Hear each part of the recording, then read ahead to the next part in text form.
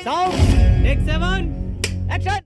और आप लिख के रखिए 8 मार्च अंतर्राष्ट्रीय महिला दिवस है।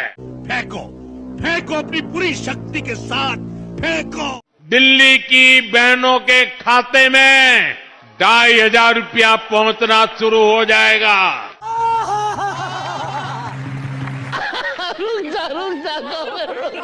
तो भैया कुछ सुना, इस वाली गारंटी का पैसा अब तक दिल्ली की महिलाओं के खाते में नहीं आया और अब सुनने में आ रहा है कि इस योजना का लाभ सिर्फ उनको मिलेगा जिनके पास बीपीएल कार्ड है।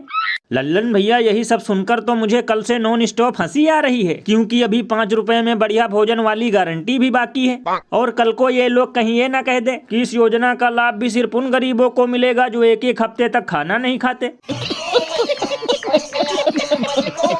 बताओ, गजब विडंबना है। लड्डू की गारंटी देकर लाडली बहनों को चूरन पकड़ाया जा रहा है, क्योंकि चुनाव में तो इन लोगों ने नहीं कहा था कि हर महीने 2,500 सिर्फ उसी को मिलेंगे जिनके पास बीपीएल कार्ड है। लल्लन भैया कभी कभी तो मुझे लगता है कि कहीं लोग भारतीय जनता पार्टी का नाम बदलकर भारतीय फांदेबाज पार्टी न कर दें। भैया इसीलिए तो इस पर महान कवि बाबा लपेटू दास ने कहा है कि जैसे ही चुनाव आता है वैसे ही बनती हैं गर्मा गर्म योजनाएं और चुनाव खत्म होते ही हो जाती हैं कौवे की दुआएं।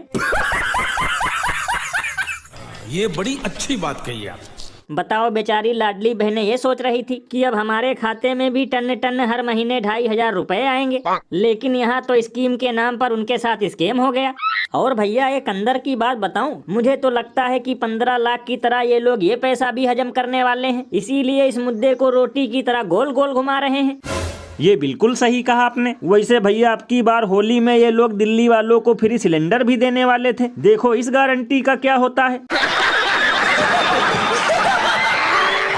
और अभी तो रुको, क्लाइमैक्स अभी बाकी है। मेरा स्पष्ट संदेश ये है, जिस भाई को होली खेलनी हो उस दिन वो बाहर निकले, और जिसमें कैपेसिटी और रंग खेलने की, जिसका बड़ा मन हो वो बाहर निकले, नहीं तो अनावश्यक कोई भी आदमी बाहर ना निकले, अपने बच्चों के साथ रहे, अपने घर में नमाज पढ़े। इतने तेजस्वी लोग हैं हमारे पास, कितने शानदार विचार रखते हैं जी। तो भैया सुना, ये संभल के सीओ अनुज चौधरी हैं जो चेतावनी दे रहे हैं कि होली के दिन वही घर से निकलेंगे जिनकी रंग झेलने की क्षमता हो, वरना अपने अपने घर में ही नमाज पढ़ो।